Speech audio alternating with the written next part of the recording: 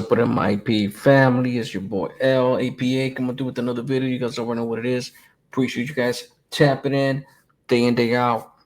Taking time out of your day to stop by, man. If you guys deem it worthy, hit the like, hit the subscribe. It helps up the channel a lot, and I appreciate it for sure. And you know what we do here, man. Try to kick stories of caution through my experiences and the experience of others at this point. And try to lace up the youngsters with a little some, so they won't go into that type of lifestyle and the reoffender, so they won't go back into that lifestyle. Um, and that being said, we ain't trying to save the world or anything, but man, we're trying to sow some seeds. Maybe the seed could grow and flourish, and expand. So as you can tell by the good old caption, that thumbnail, Casper from Los Padrinos, Compton Los Padrinos, gets blasted. Uh, and the big moral of the story is having a homeboy on the yard that could have helped you, right? So you'll know by the end of this video what I'm talking about. This I'm gonna take you all the way back to Centinela. This is a secondhand story. Somebody reliable, like I said, expressed his story to me, and I happen to know a few of the individuals, at that were there and around this time and everything. So I was in the system, and I just never understood or even wondered what had happened. So let's kick it off. So this individual Casper, man, and shout out to him. I don't know his status or anything like that. One other thing I want to say is don't think that uh, just because I tell a story and a dude getting blasted or went to the side, this and that, I'm saying it in a disrespectful way towards him and everything. No, I'm not. Or even to the shooters or even to the dudes that made the call. It's just a story. It's a story based on reality. And like I said, my point is to try to give stories of caution, and not necessarily try to make any neighborhood look bad, any individual look bad, or anything like that. It's just it's a factual story, and there's lessons to be gained from it. So, Casper from Los Padrinos, Compton Los Padrinos, a neighborhood that I ran into uh, in the system quite a few times. Matter of fact, one of my first highlights I ever did was with T from I'm gonna keep just the first initial of their name, T from Los Padrinos, Compton Los Padrinos. We took some individual off the yard on C yard. Matter of fact, the same yard where this happened. Years, but me and T did this years before this happened. So at this time, Casper was on B yard. He was on B yard, man, and he's the type of homie that he like messing around. And when I say messing around, he like getting loaded, he like getting high. He did his thing. But don't get that twisted. I mean, the dude was with the business. He was in prison just for nothing. The dude was from a righteous neighborhood. When I say righteous, I'm talking about established, and it's known. It's a righteous neighborhood. That's what I mean by that.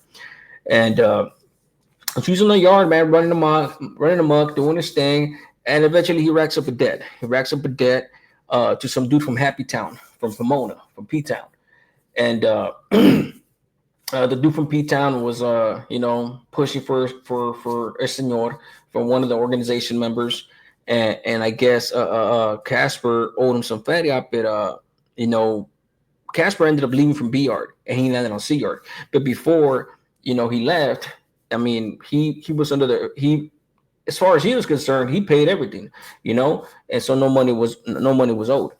So he ends up landing on C yard. I guess he jacked up his points and whatnot. For one reason or another, whatever happened, he lands on C yard. B yard, where he came from, was a level 3. A yard was a level 3 as well. On DR was a level 3 as well. Before they started flipping him, before they flipped him, this is I believe prior to this happening. When I was there, all 4 of the yardas were active as well. So he gets to C yard, man, and the camarada that relayed the story to me was on A yard. He was on A yard. He was up there on lockdowns and whatnot, dropped points to level 3, and he didn't even land X amount of time on A yard. Ended up jacking up his points as well, and he landed on C yard. Well, when he landed on C yard, he landed right there with Casper from Padrinos, right to his cell. He was a cellie. So he lands there, and he was there when the issue got brought to his attention. And he's pretty much made privy of the situation, and Casper tells him like, "Hey, nah, bro, I don't know that doing anything. I don't know that do nothing, and this and that." But before that, Casper had his one of his homeboys from his neighborhood, bro. P, uh, P Polo from Los Padrinos, and he was doing this thing right there. He estaba pegando. He was hitting. He was doing some things. He was bringing in enough material. Uh, what I'm talking about. He was bringing enough material that from what I believe, his celly was on the mesa. So this dude was in the know. If you have a celly, for anybody that's ever been in there, I mean, there may be situations where you're not privy to certain information. I get it, but if you're in there, your celly's on the mesa, and you're a hitter on the yard, and you're from a neighborhood like Padrinos and things like that, it's just like, I mean, like, how you're not gonna know, and I'll say exactly what I mean by that. So my point is that Polo was sending Casper, his homeboy, Holly, here and there. He was sending him issues of drugs, whatever, whatnot, and trying to make some get it, get on his feet, make some money, whatnot. But Casper was a user. He didn't give a fuck. He was doing his thing, getting high. He didn't give a fuck. Him and Sally were doing their thing, whatnot. So this issue came up. This issue came up, and his homeboy P was not aware of it. Polo was not aware of it. From what the homie told me, his celly told me, was that Casper was just too prideful. He was prideful to the point where it's just like, you know what? No, fuck that. That fool from Happy Town from Pomona ended up landing on Sea Yard. And then that's when he started pressing the issue on him again. Just trying to say, like, hey, bro, you owe me money from B Yard. It's hot money. He started pushing the issue to the mesa. And that's another thing too. Like, handle your own business. I get it, man. The mesa system. That's the shit that I didn't like. Like, you're hitting and you're under a señor. A lot of dudes used to hide behind that shit. And then you pay a third to the mesa, and then the mesa goes ahead and handles uses righteous as camaradas, righteous sureños to do the removals, the pegadas, and all that, based on money that somebody else is owed to somebody else. Like, if you're slanging, bro, and if you're under a señor, man, collect your own money, bro. Collect that señor's money yourself. You're the one. But that's the whole system that they had. They pay a third. That way they stay on the yard. They continue to make money. And then they use us regular soldados as pawns to remove the people that owe money that can't pay. And it's crazy because they keep feeding their own gente this. Just like you see, you got your types in prison too that think their shit don't stink. And I'm not a user. I'm not a tecato. I'm not a user. And man, raza, man, I'm all about the raza. We're supposed to stay clean. Our body, it's our temple, Azteca, this, Maya, whatever. And then they're the ones, how they making their money. They're slanging to the same homies that they're talking shit about. But as long as they're getting paid, oh, you got them green dots. Okay, oh, you got the mail out. Okay, cool, good shit, homie. Okay, I got you. Don't trip. Here, boom, boom, boom. Here goes another issue. Boom, boom, boom, boom. As long as they're getting paid, it's all good. It doesn't matter, right?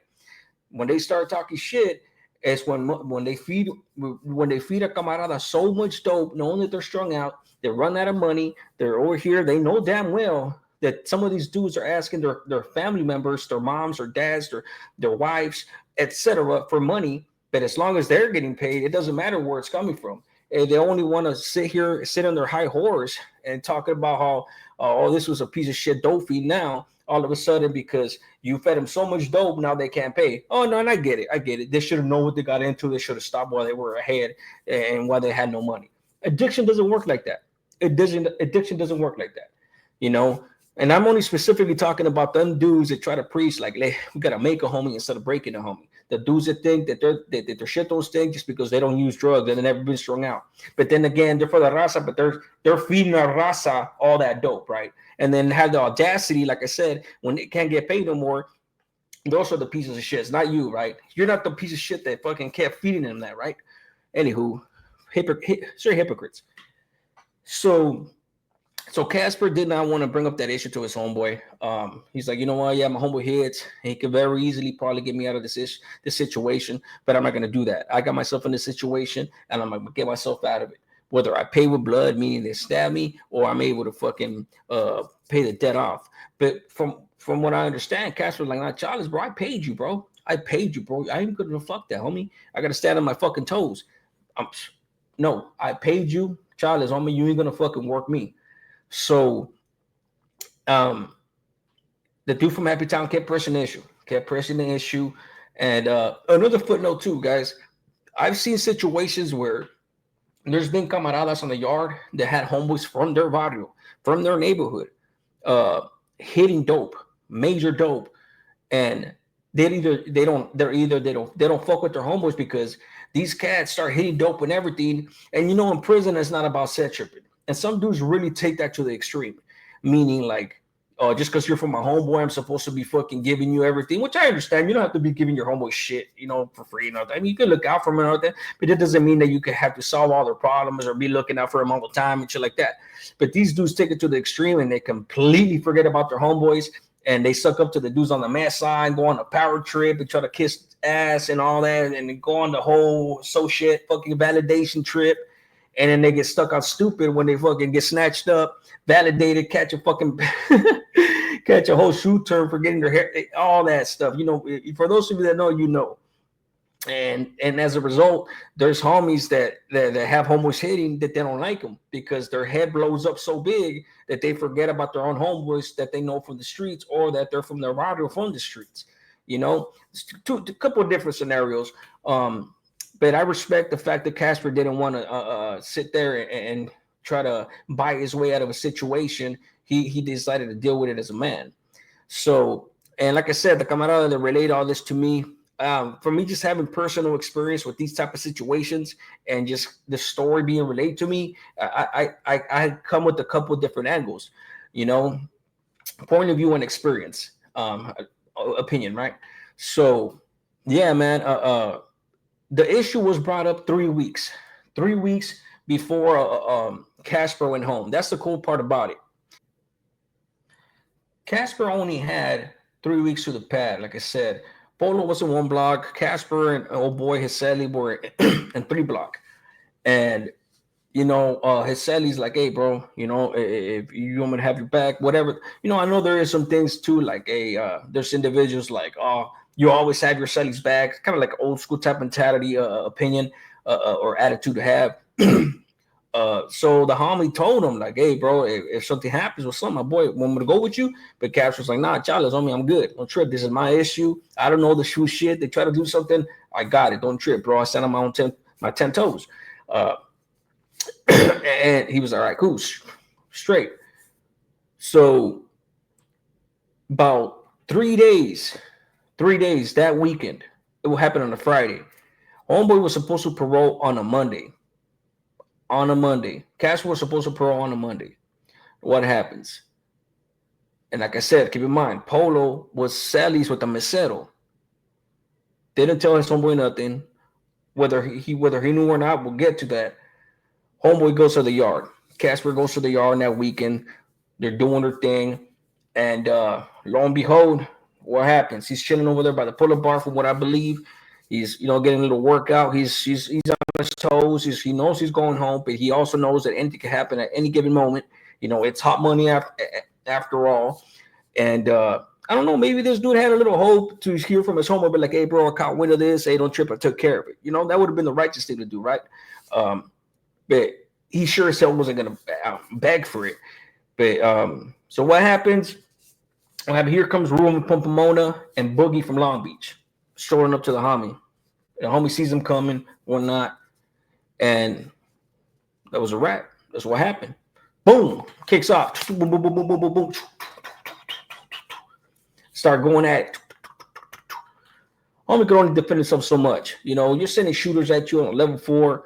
You got to come out of us over there, bro. That we're working out, man. We're in shape. We're doing our thing. We're healthy. We're working now, running laps every yard.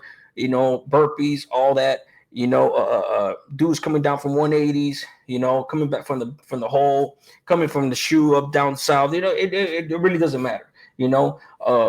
I won't say necessarily from the shoe down south, but I'm saying like from the shoe prisons, like Corcoran shoe, Pelican Bay shoe, Tehachapi shoe, those type of prisons from the main line down, dropping points or even dropping status from a 180 to 270. And this is the type of caliber of individuals that jumped on him, to the point that they stabbed him within an inch of his life.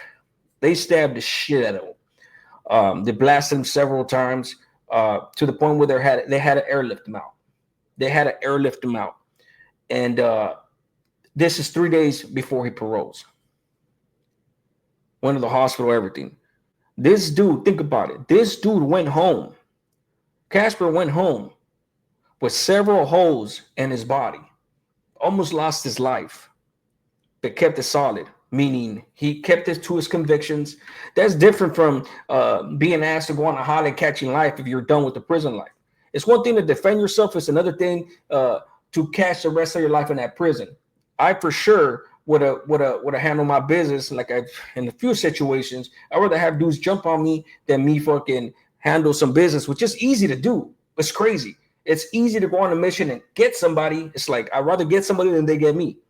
But flip that on the other side, and you get somebody, but you catch life. You know, like what are you gonna do? But yeah, that wasn't necessarily his situation, but he took it. He took what he got coming, whether it was righteous or not, doesn't matter. His celly, after this happened, his celly went up to his homeboy Polo and he told him like, well, "What's up, dog? Like, what's going on? What's up, man? Why don't you help your homeboy out, bro? Why don't you help your homeboy out? This dude's three days to the pad. 3 weeks before any this happened, the issue's been brought up. You mean to tell me that this dude did not hear about that shit in the whole 3 weeks and his celly's on the mesa? His celly knew for sure.